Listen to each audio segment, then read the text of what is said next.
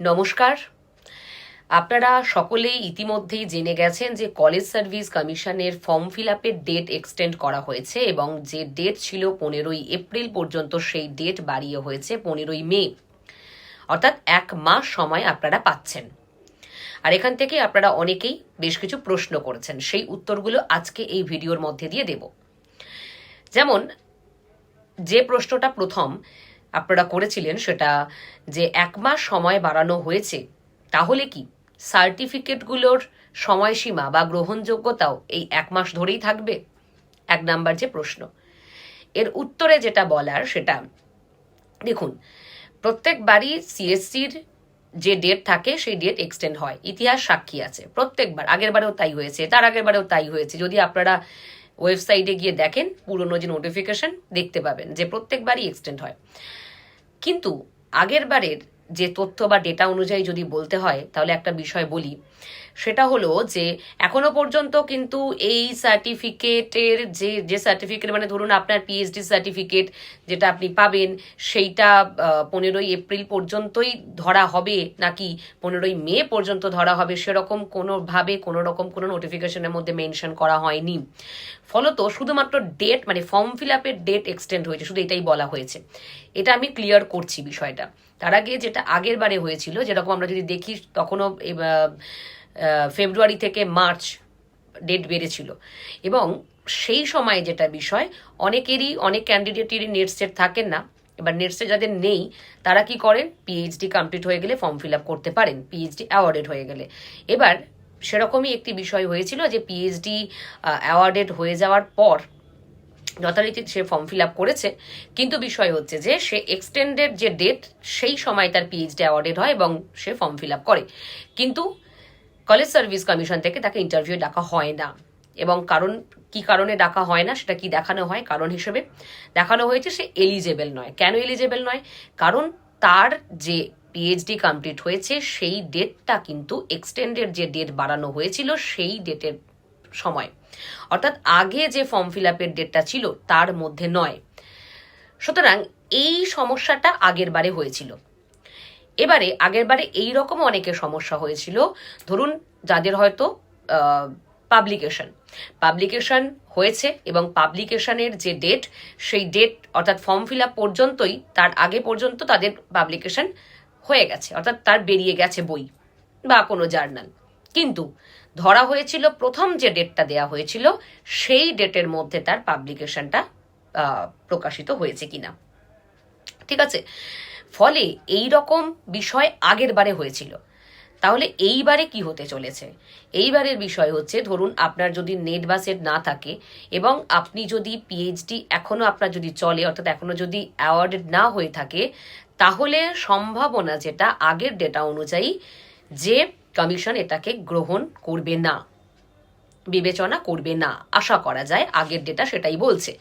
কারণ শুধুমাত্র date extend হয়েছে ফর্ম ফিল আপের, সার্টিফিকেটের যে সমস্ত সময়সীমা, গ্রহণযোগ্যতা, সে ব্যাপারে কিচ্ছু বলা হয়নি। ফলত এরকম অনেকেই আছেন যারা হয়তো নেট সেট কোয়ালিফাইও করেছেন কিন্তু পিএইচডি রানিং চলছিল, এবার সামনেই অ্যাওয়ার্ডেড হতে চলেছে, তারা যে 10 নম্বর পাওয়ার কথা ভাবছেন, অর্থাৎ 10 নম্বর কি তারা পাবেন? হয়তো 15ই এপ্রিলের মধ্যে অ্যাওয়ার্ডেড হয়নি, কিন্তু 20শে এপ্রিল হয়েছে বা 1 মার্চ হবে, সরি 1 মে হবে বা 10ই মে হবে, যাই হোক সেটা হতেই পারে। তো এইটা তাহলে কি তারা 10 নম্বর, যেটা পিএইচডির যেটা শুধুমাত্র নম্বর, পিএইচডির জন্য যে নাম্বারটা থাকে সেই নাম্বারটা কি তারা পাবে? এই প্রশ্নটাও আপনারা করেছিলেন। তো সেক্ষেত্রেও একই কথাই বলবো, আগের ডেটা অনুযায়ী যদি আপনার এখন যে বিষয়টা চলছে, অর্থাৎ 15ই এপ্রিল এই যে ডেটটা ছিল তার মধ্যে যদি আপনার পিএইচডি অ্যাওয়ার্ডেড হয়ে যেত, আপনি 10 নম্বর পেতেন, এবং আপনার যদি সমস্ত পাবলিকেশন এই 15 তারিখের, অর্থাৎ এপ্রিলের 15 তারিখের আগে হয়ে গিয়ে থাকে, তাহলে আপনি সেই নাম্বারগুলো পাবেন। তার পরবর্তীটা আশা করি ধরা হবে না, এমনটাই পূর্বের ডেটা অনুযায়ী আমরা বুঝতে পারছি। এবার অবশ্যই আমাদের কিছুটা তো নজর রাখতেই হবে কলেজ সার্ভিস কমিশনের দিকে, তারা কি নোটিফিকেশন আনছে, নতুন করে তারা এই বিষয়ে কিছু বলছে কিনা। তবে আপাতত এইটুকুই বিষয়। যারা প্রশ্ন করেছিলেন আশা করি উত্তরটা বুঝতে পেরেছেন।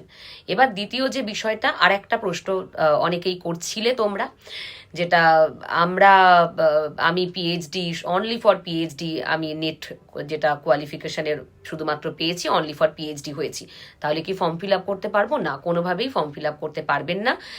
অনলি ফর পিএইচডিতে ফর্ম ফিল আপ করতে পারবেন না। সেখানে কি লাগবে? অন্তত এলএস লাগবে, অন্তত পক্ষে অ্যাসিস্ট্যান্ট প্রফেসরের জন্য যেটি, তো সেটা অবশ্যই লাগবে। তো এটা হলো বিষয়। আর একটা প্রশ্ন, সেটা হচ্ছে যে বয়সের ছাড়। যেমন যারা পিএইচডি করেছেন তারা প্রশ্ন করেছেন যে বয়সের ছাড় কি পিএইচডি ক্যান্ডিডেট বা প্রার্থীদের জন্য থাকবে যারা অলরেডি পিএইচডি কমপ্লিট করে ফেলেছে?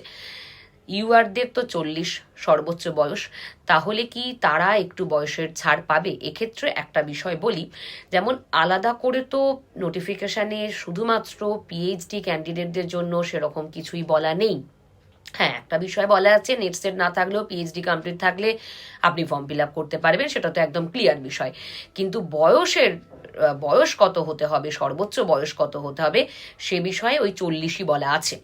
এবার বিষয় হচ্ছে যে, তবে আরেকটা পয়েন্ট, খুব গুরুত্বপূর্ণ পয়েন্ট, যেটা এবারে আপনারা খেয়াল করে থাকবেন অনেকেই, যে ওভার যে কোয়ালিফাইড, অর্থাৎ সেক্ষেত্রে বলা হয়েছে পিএইচডি, পোস্ট ডক্টরেট, এইরকম কোনো ক্যান্ডিডেট, সেটা অবশ্যই বিবেচনা করবে কমিশন। তো তাদের বয়স যদি বেশিও হয় তারা সুযোগ পেতে পারবেন, যদি কমিশন সেটা বিবেচনা মনে করেন, যদি কমিশন সেটা ঠিক করবেন। তবে একটা বিষয়, যে কমিশন ঠিক করবে এই বিষয়টা তো অবশ্যই, কিন্তু এক্ষেত্রে এই বিষয়টাও বলা হয়েছে যতজন অ্যাপ্লিকেন্ট, অর্থাৎ যতজন অ্যাপ্লিকেশন করবে তার মাত্র 1%, মানে 1% এই প্রার্থীরা সেই জায়গায় সুযোগ পেতে পারবেন। ফলে এইটাও খুব একটা যে মানে কি স্বস্তির বিষয় তা বলবো না, কারণ এটা সম্পূর্ণই কমিশনের ওপর নির্ভর করছে।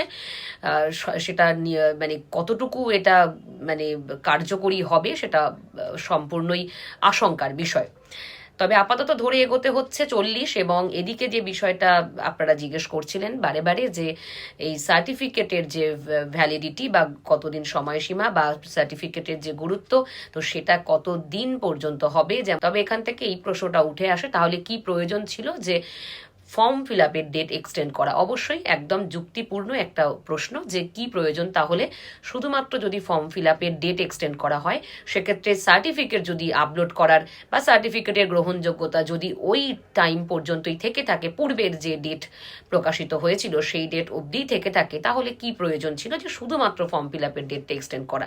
এটা একটা খুব প্রাসঙ্গিক প্রশ্ন, কিন্তু ওই যে সবটাই কমিশনের ওপর নির্ভর করছে। আপাতত এইটাই বিষয় যে 15ই এপ্রিল পর্যন্ত আপনার সার্টিফিকেট সমস্ত কিছু ভ্যালিড, এবং তারপরে পিএইচডির যে বিষয়টা বললাম, আশা করি সকলে বুঝতে পেরেছেন। এবং যদি আরও কিছু প্রশ্ন থাকে অবশ্যই করবেন। তবে একটা বিষয় বলবো, হাতে সময় আছে, এবং যেহেতু অনেকটাই এখনো সময় আছে, 1 মাস প্রায় সময় আছে, তাই ফর্ম ফিল আপ করবেন খুব সাবধানে, ধীরে সুস্থে এবং খুব কেয়ারফুলি। যদি কোনো প্রশ্ন থাকে বা সংশয় থাকে, অবশ্যই একবার কমিশনকে ফোন করে, হেল্পলাইনে ফোন করে জেনে নেবেন, আপনার প্রবলেমটা তাদেরকে বলবেন। তো অবশ্যই এইটা মাথায় রেখে, কারণ মানে ফর্ম ফিল আপের যে মানে টাকাটা, 2,500 টাকা তো কম না। ফলত সেটা মাথায় রেখে নিজেরা একটু সচেতন হয়ে ফর্ম ফিল আপ করবেন। এরপরও যদি আরও কোনো প্রশ্ন থাকে আমাকে অবশ্যই করতে পারেন, কমেন্ট করবেন অথবা ফোন করবেন, আমি চেষ্টা করব আপনাদের প্রশ্নের উত্তরগুলো দেওয়ার। ভালো থাকবেন।